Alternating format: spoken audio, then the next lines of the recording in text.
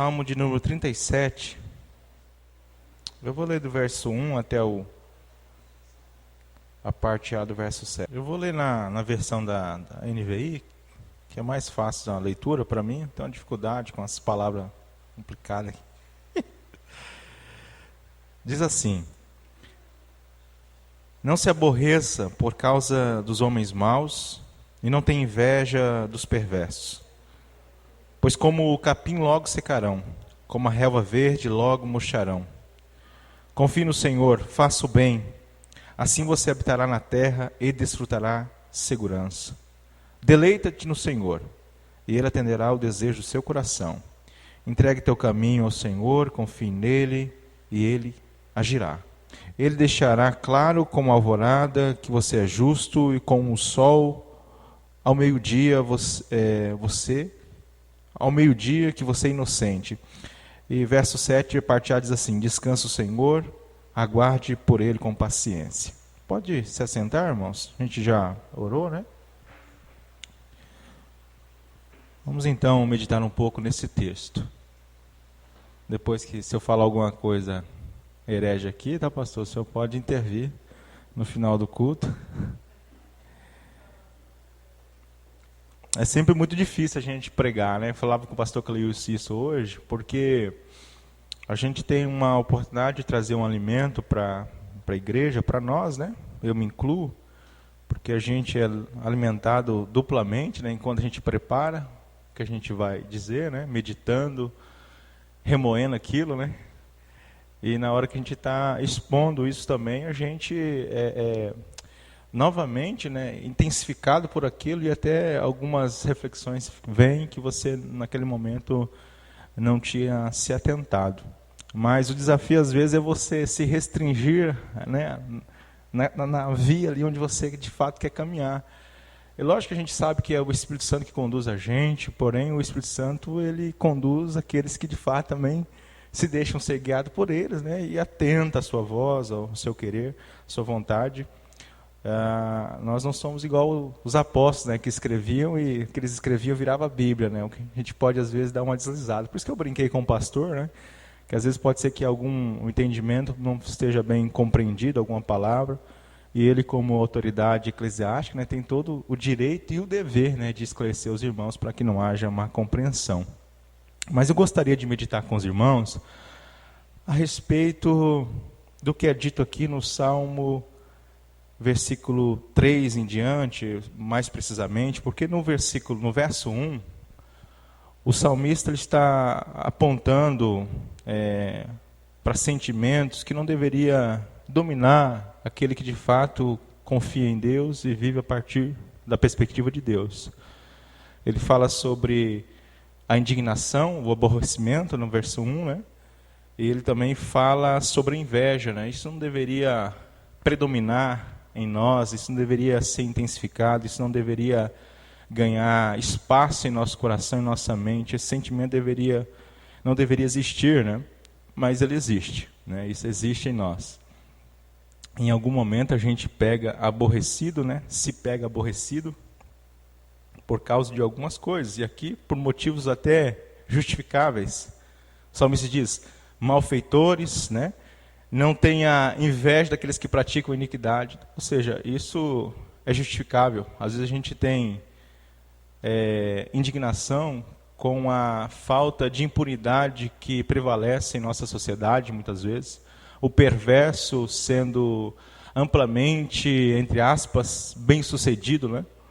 Às vezes a gente olha para algumas situações e a gente fala: poxa, como pode aquela pessoa, sendo tão má, né, e não tendo nenhum apreço pelo que Deus diz, e mesmo assim ela vive de uma forma, parece que tão folgada, né? Eu digo folgada em vários sentidos. É uma pessoa saudável, financeiramente bem, parece que tudo vai muito bem. Essa é aquela indignação que o salmista coloca no Salmo 73, o Salmo de Asaf, como é conhecido, né? E ele diz que ele quase escorregou, resvalou os seus pés quando ele estava atentando para isso que acontecia na vida dos ímpios, né? E o que acontecia comparando com a vida dos justos. Aqui não é diferente. O salmista ele faz essa prévia, né? Ele fala sobre sentimentos que de alguma forma não devem dominar as nossas vidas. A gente sabe muito bem disso, porém em algum momento a gente se encontra perturbado pela ira, pela indignação, e quando não, talvez pela inveja, né? Talvez até desejando ter aquilo que os ímpios têm em algum momento, né? Querendo os benefícios que eles têm. Embora a gente saiba que os caminhos que eles percorrem é totalmente inescrupuloso e a gente não deveria desejar tal coisa. Mas não é sobre isso que eu gostaria de falar. Eu gostaria de falar sobre a parte positiva do Salmo, e lógico que tem esse pano de fundo. Quando o salmista começa com a expressão no verso 3, confia no Senhor. Não é uma frase muito comum, muito dita no nosso dia a dia. Você vai encontrar várias pessoas dizendo, olha, eu confio em Deus, e eu confio em Deus que vai dar tudo certo. Não, eu estou confiando em Deus que eu vou conseguir. Você fala para gente que é crente, para gente que não é crente, e elas confiam em Deus. Elas confiam que vai dar tudo certo para elas. Você olha para alguém que às vezes está indo numa atitude errada da vida, e você sabe que está errada, mas alguém que não é tão próximo de você, né? Por um acaso você, numa conversa, você percebe que aquele indivíduo está falando nada com nada, e ele termina a frase dizendo, mas eu confio em Deus que vai dar tudo certo no final. E é assim que a gente vive numa sociedade, de muita crendice, de muita gente que crê sem saber de fato o que é confiar em Deus. Elas creem, mas não confiam em Deus. O salmista diz, confia em Deus e faz o bem, faça o bem. Primeiramente, falando sobre o aspecto de confiar em Deus. O que o salmista está dizendo aqui nesse salmo? O que ele quer dizer com as palavras? A gente sabe que o texto original tem algumas expressões que, talvez pelo distanciamento, né, temporal aí, vai se perdendo de fato a profundidade de algumas palavras que a gente lê. Então a gente precisa pesquisar um pouco ou tentar olhar para o contexto do salmista aqui nesse caso, né? E confiança aqui tem a ver com o fato de você se prostrar e você depender totalmente de alguém. É isso que o salmista está colocando em conta. Confiar em Deus é depender totalmente dele. É você se prostrar diante dele e dizer, eu não tenho nada além de ti. É o que o salmista também diz no Salmo 73, né, o Asaf, eu não tenho bem algum além de ti, nada além de ti. E por várias vezes o salmista vai dizer isso, que o Senhor de fato é a sua confiança, a sua segurança. Não só o salmista, aqui o Davi no Salmo 37, né, mas outros vários salmos, né, e salmistas vão dizer isso, expressar isso na sua vivência, né, no seu dia a dia e nos seus salmos, onde a gente encontra aqui na Bíblia Sagrada. Confia no Senhor, confiança no Senhor. Como eu estava dizendo, muitas pessoas usam essa expressão para se referir a qualquer fato da sua vida. Mas será que de fato essas pessoas confiam em Deus? Confiam em Deus? O salmista ele adiciona alguma coisa a essa confiança, né, e faz o bem.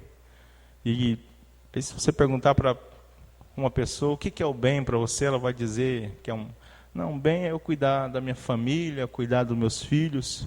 Não, bem é eu andar certinho, não pisar fora da linha aí, fazer conforme a nossa lei estabelece. Isso é fazer o bem. Não, fazer o bem é ajudar as pessoas, levar uma cesta básica. Fazer o bem é isso ou aquilo. Elas vão estabelecer um monte de coisa. E o bem aqui, que as pessoas fazem por aí, é muito relativo, né? Porque um bem para uma pessoa pode ser mal para outra pessoa. Nem sempre o mesmo bem para você pode ser o bem para mim, se a gente for levar isso em conta. E aqui a gente precisa ser leal ao texto. O salmista está se referindo aqui, fazer o bem é cumprir a lei de Deus. É guardar a lei de Deus. Ele está se referindo a atentar-se para o que havia sido prescrito na lei, né? Aos primeiros livros aqui, especialmente, né? A Torá. E quando a gente se depara com isso, fica mais difícil, então, a composição da frase em execução na nossa vida.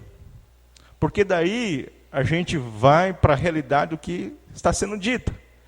Confia no Senhor e faz o bem. Confia no Senhor e viva a partir da sua lei, da sua palavra. Confie no Senhor e viva a partir das suas orientações. Aí a coisa já muda. Porque as pessoas querem confiar em Deus e continuar levando a vida do jeito que elas imaginam que deve ser levada. As pessoas querem confiar em Deus, mas querendo o seu próprio bem, não o bem que Deus estabelece como bem. É a mesma coisa de você ter o seu GPS, né? Os irmãos e hoje todo mundo tem no celular, né? Às vezes você quer fazer chegar na casa de um irmão, não sei onde é, manda localização, e lá o GPS está dizendo, vire para a esquerda, vire para a direita, 300 metros, não sei de onde. E aí você vai indo, daqui a pouco você fala, pai, não, acho que não é por aqui não. E você começa a duvidar do GPS. Porque você acha que ele está te levando para um lugar que não é aquele lugar que você quer ir. Esse GPS está com algum problema. E você fala, quer saber? Eu vou por conta própria. Porque aqui eu conheço esse lugar e eu sei que não é por aqui que tem que ir, não. É por aqui que eu vou. Vira à esquerda e você está virando para a direita. A gente faz isso às vezes com Deus. Porque a gente diz, eu confio em Deus, mas na verdade você confia na sua força, no seu jeito, na sua possibilidade. Você confia em Deus no momento que parece que não existe mais nada. Aí eu vou confiar em Deus. Porque parece que quando a gente acha que sabe resolver a coisa, a gente mal se lembra de Deus. Depois que deu errado, aí a gente vai, pastor, ora por mim aí, porque o negócio deu errado aqui. E aí se a gente for pegar o começo da história, mas como é que deu errado, irmão? O que aconteceu? Não, eu queria fazer isso, de repente eu fui por aqui. E aí vem o começo da história. Você confiou em Deus? Você acreditou de fato que Ele tem o melhor para a sua vida e decidiu entregar-se a Ele? Porque é por aí que o salmista vai caminhar nos próximos versos, ele vai dar uma apertada um pouquinho mais. Aí você pergunta para o irmão, você de fato cumpriu a vontade de Deus? Você guardou a vontade de Deus? Você se deixou orientar pela palavra dele? Ou você preferiu ouvir outras vozes, outras histórias, outros métodos? Às vezes a gente prefere ouvir outras coisas, porque o que Deus diz às vezes é desagradável para nós. É desagradável. Porque Ele manda a gente para um lugar que a gente não gostaria de ir. Então a gente prefere fazer de conta que a gente não está ouvindo. Não, irmão, eu achei que era para ir por aqui. E a gente sabe que não tem como enganar Deus, né? Confie no Senhor, faz o bem. E aí é uma promessa. Você vai habitar na terra. E você vai se alimentar da fidelidade de Deus, das promessas de Deus. Ou na NVI diz assim, confie nele, né? E ele confie no Senhor e faça o bem, assim você habitará na terra e desfrutará em segurança. Quando a gente entende que de fato o Senhor tem o melhor para nossas vidas e que a gente decidiu entregar a nossa vida a Ele, existem momentos em nossa vida que a nossa vontade vai ser simplesmente desistir daquilo que a gente afirmou lá no começo da trajetória com Ele. Há um grande perigo disso estragar a nossa caminhada quando a gente se esquece que o compromisso que nós afirmamos com Deus, de fato, deve permanecer em todo o tempo, mesmo quando a caminhada parece ser tão difícil de trilhar. O problema é que a gente vai, né, e começa muito bem, mas chega um momento da nossa trajetória que a gente acha que as coisas estão demorando, parece que Deus não está respondendo conforme as expectativas, então a gente começa a dar os nossos jeitinhos. A palavra do salmista continua dizendo o seguinte, olha, agrada-te do Senhor, e Ele satisfará o desejo do teu coração. Aí quando a gente pega isso aqui isoladamente, como a gente já ouviu várias vezes, quando eu era mais jovem, acho que tem até um livro do Jaime Kemp, né? E aí a gente fala, ó, agrada-te do Senhor, Ele vai satisfazer o desejo do teu coração. E a gente achava que isso aqui era como uma palavra mágica. Ainda mais quando eu era adolescente, né? Eu via as irmãs bonitinhas, né, queria namorar com ela, vou agradar do Senhor, Ele vai satisfazer. Aquela irmã lá vou conseguir namorar com ela, me casar com ela. Aí a gente cresce, já não é mais a namoradinha, né? Aí é outras coisas, a gente fica com a mesma ideia de que se eu, de alguma forma, fazer cosquinha no coração de Deus, aí Deus vai me dar aquilo que eu tanto desejo. Só que esses desejos são corrompidos ainda. Porque eu não estou me agradando do Senhor. Ou eu não estou me agradando no Senhor. Eu estou usando apenas o Senhor para um benefício que eu desejo. Agrada-te do Senhor. Ele vai te satisfazer o desejo do seu coração. Quando você pega o contexto geral do Salmo, você vai ver que quem se agrada do Senhor é aquele que deseja, de fato, caminhar por meio da sua lei. É o que trilha um caminho bom. E aí, quando você vai para, de fato, o que é se agradar, né? Deleitar-se no Senhor, deleita no Senhor, algumas Bíblias vão trazer, né? Deleitar-se no Senhor é muito mais do que cantar canções bonitinhas para Deus, escrever poema para Ele. Deleitar nele é uma comunhão profunda com Ele, uma meditação sincera de alguém que entregou a sua vida a Ele e deseja ser guiado plenamente por Ele. Então, quando você passa então a ser guiado por Ele, plenamente por Ele, de fato o desejo do seu coração vai sendo satisfeito, mas os seus desejos já não são mais os mesmos. Você já trocou os seus desejos. Porque os seus desejos, outrora, era ser, aqui usando o contexto do Salmo, né?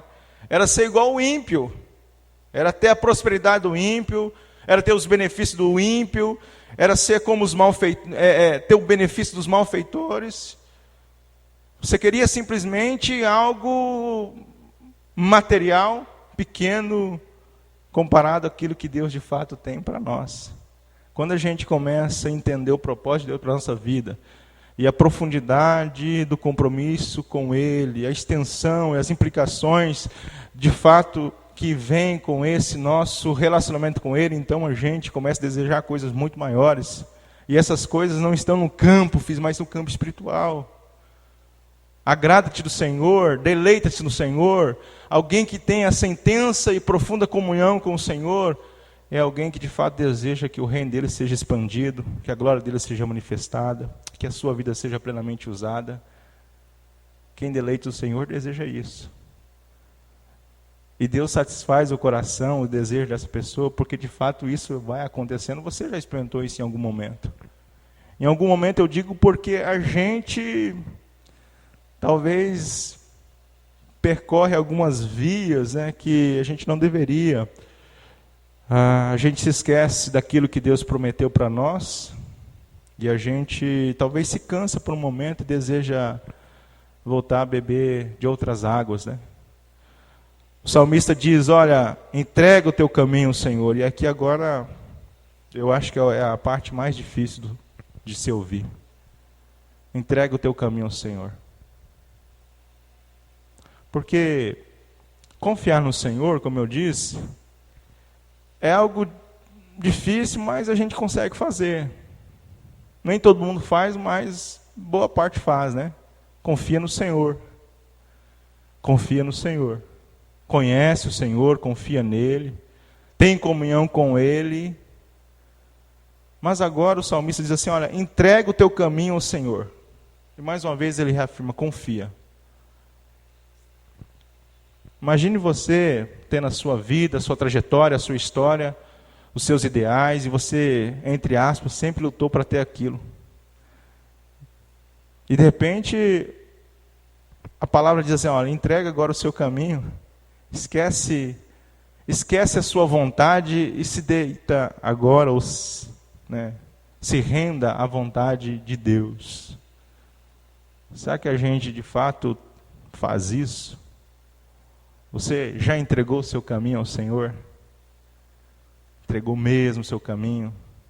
O Salmo 1 diz que há uma diferença entre o caminho do justo, né, e o caminho do ímpio, né? O Senhor conhece o caminho do justo. O caminho do ímpio é diferente, a caminhada do ímpio é diferente.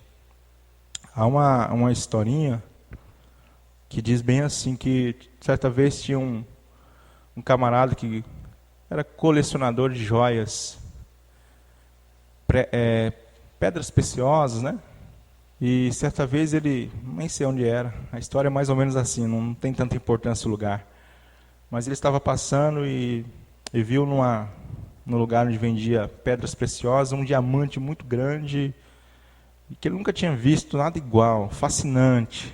Aquilo fez os seus olhos brilharem. E de repente ele falou, eu quero aquilo, eu quero aquele diamante. E aí chegou na barraca lá, na banquinha, na feira, na barraquinha, e perguntou, quanto está esse diamante aqui? Aí o senhor falou assim, não, esse aqui não está à venda. Isso aqui é só para deixar exposto aqui, não está à venda. Não, mas eu quero comprar. Quanto que vale isso aqui? Quanto que custa isso aqui? E esse cara tinha muitas pedras preciosas, esse que queria comprar, né? Ele falou assim, isso aí custa tudo que você tem. Ele falou, tá bom, eu estou disposto. Então, vamos fazer um contrato aqui, você assina, me dando tudo que você tem, e aí você pode levar esse diamante. E aí ele começou, né? Falou assim, olha, colocou lá tudo que ele tinha. Falou, mas e os seus negócios lá? Não, meus negócios, o dinheiro não posso mexer no dinheiro do negócio, não, é tudo que você tem. Ele tinha lá não sei quantos milhões, né? Muito dinheiro, uns 200 milhões. Falou, vai tudo. Ele falou assim, e a sua reserva lá, além dos negócios, o patrimônio, você tem uma reserva também, dá mais uns 20 milhões lá de reserva. Ah, rapaz, mas como é que eu vou fazer? Como é que eu vou para viver desse jeito? Vou ter que ir para casa sem nada. Ah, o senhor tem uma casa? Tem, então vem a casa também. Não, e eu vou ter que morar na minha casa de praia agora? Fala, então, vem a casa de praia, então coloca aqui no contrato, casa de praia. Mas desse jeito eu vou ficar sem nada, como é que eu vou voltar para casa? Vou ter que dormir no meu carro agora? Ah, o senhor tem um carro? Então coloca o carro aqui também, é um carro super chique. Assim, rapaz, e minha esposa, meus filhos? Ah, o senhor tem esposa, seus filhos? Agora coloca aqui o nome deles e tal. Mas o que vai me restar? Vai me restar só meu nome? Então, seu CPF também, coloca aqui. Você também agora vai pertencer a mim. É tudo que você tem. Aí você pode levar esse diamante aqui. Às vezes a gente não tem noção do que de fato aconteceu com a gente. Porque assim como aquele homem estava disposto a querer aquele diamante, né? E deu tudo o que ele tinha, para conseguir aquela pedra preciosa, né? Assim somos nós também. Às vezes nós não temos noção do quanto custou de fato a nossa vida. Quanto custou a nossa vida. Entregar nosso caminho para Deus é entregar tudo que a gente tem. Tudo, tudo. Quando a gente se rende ao Evangelho, é isso que a gente faz. Senhor, está aqui meu dinheiro, está aqui as minhas posses, está aqui a minha família, está aqui eu. Tudo é do Senhor agora. A diferença é que Jesus faz com a gente o seguinte, tá bom, toma tudo isso, viva, mas não se esqueça de quem é o dono. Entregar o caminho a Deus é isso. Só que a gente às vezes se prende a alguma coisa. Senhor, está aqui, ó, parte da minha vida para o Senhor. Cuida dessa parte da minha vida. Cuida dos meus filhos aqui, Senhor. Mas e suas finanças, como é que está? Sua vida profissional? Não, deixa isso aqui, deixa que eu vou tomar conta, Senhor. Isso aqui. E com Deus não tem esse negócio. Ou a gente se entrega para Ele, e vive para Ele, e depende dEle, e confia inteiramente dEle, ou a gente não confia. Não tem como. Entrega o teu caminho ao Senhor, confia nele, e aí vem a promessa. O mais Ele fará. O mais Ele fará. Só desfruta da bondade, do cuidado, da generosidade, dos milagres diários de Deus, verdadeiramente, de fato, aquele que confia a sua vida a Ele. Quem um dia entregou sua vida a Deus, entregou de fato. Experimenta essas coisas aqui. Experimenta a bondade dEle, a misericórdia dEle, a graça dEle. Veja que nesse salmo aqui, Tem aquele verso bem conhecido, né? Que o salmista fala, né? Que eu nunca vi o justo mendigar um pão, né? Pode ser que em algum momento a gente desejou ter coisas que a gente não tem. Queríamos ter, sei lá, viajar para lugares que a gente nunca foi, comer comida que a gente nunca comeu. Mas a promessa é que mendigar o pão jamais, jamais aqueles que de fato confiam a sua vida a Deus, depende de Deus, esperam em Deus, confiam em Deus. Porque quando a gente de fato tem essa atitude, a promessa é o seguinte: olha, Ele fará sobressair a tua justiça como a luz, e o teu direito como o sol ao meio-dia. Há uma promessa firme na Bíblia para quem de fato confia em Deus, depende de Deus, descansa em Deus, vive para Deus. Mas o Salmo, no verso 7, onde a gente se comprometeu a falar, diz o seguinte: descansa no Senhor, espera nele. Ou descanse no Senhor e espere com paciência nele. E por que da necessidade dessa frase do salmista? Porque muitos de nós, irmãos, achamos que o fato de a gente entregar nossa vida ao Senhor, confiar nele, depender dele, vai ser nos reservado, né? Uma forma de vida que a gente não vai ter desafios, frustrações, e não é bem isso. O texto fala de paciência, de espera, de esperar com paciência. É saber que Deus estabeleceu o tempo para as coisas dele acontecer em nossas vidas. O tempo dele, a vontade dele, o momento dele, a hora dele. Não a nossa. Não o meu querer, não o meu jeito, o jeito dele. Quem é de fato discípulo de Cristo Jesus e confia em Deus, sabe aguardar nele e confiar que de fato ele agirá no tempo dele. Espera com paciência porque confia no seu Senhor. Sabe quem é o seu Senhor. Às vezes a gente quer tanto, né, tantas coisas nesse mundo, e a gente tenta dar o nosso jeito de fazer aquilo acontecer. E quantas vezes a gente se frustra porque a forma como a gente alcançou aquilo não foi a melhor maneira, e em vez de alegria, aquilo trouxe mais tristeza, trouxe mais caos do que, de fato, paz em nossa vida. Esperar em Deus é, de fato, saber que Ele, no tempo exato, agirá conforme o seu querer e a sua vontade.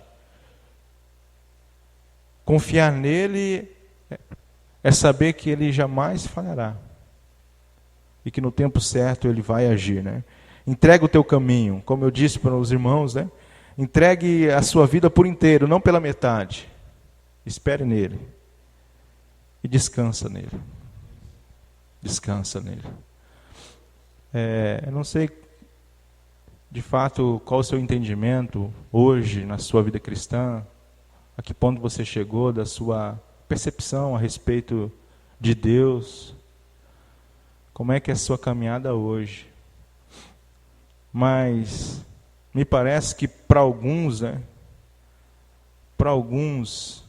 esse negócio de confiar em Deus parece mais um pedaço de hino, sabe?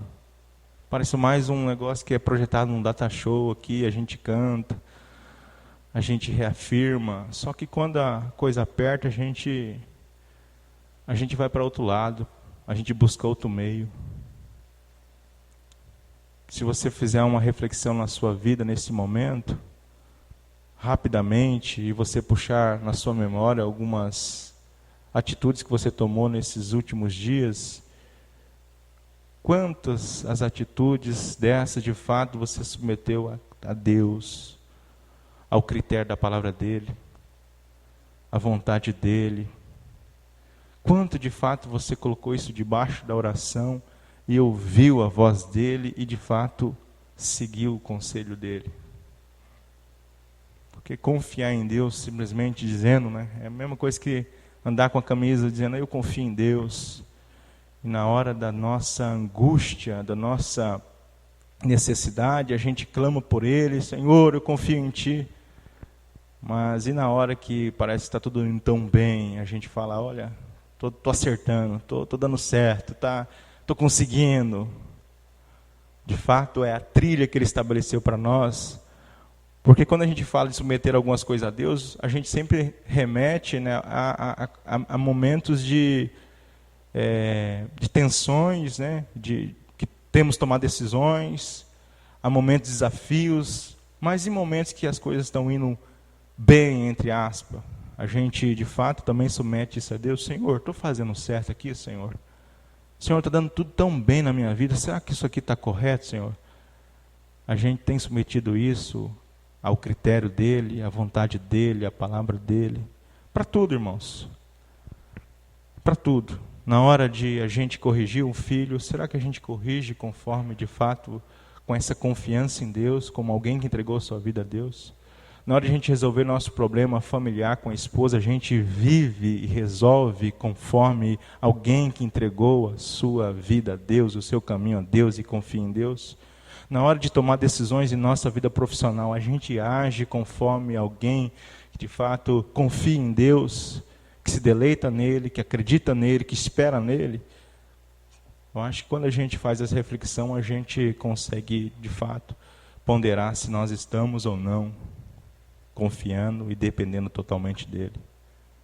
Se a gente está de fato agradando-se dele, né? Deleitando-se nele, se a gente está de fato descansando nele, esperando inteiramente nele. Que Deus possa nos conduzir a isso. Tem misericórdia de nós, de mim, né? Eu falo disso porque eu percebo que é uma das minhas necessidades. Eu não sei se é a sua necessidade hoje de ouvir a respeito dessas coisas, mas que a sua vida possa ser uma vida autêntica para a glória de Deus, que você possa de fato confiar plenamente dele e desfrutar dessas promessas aqui que ele relatou, o salmista, né, trouxe para nós. Amém? Vamos orar ao Senhor nesse momento?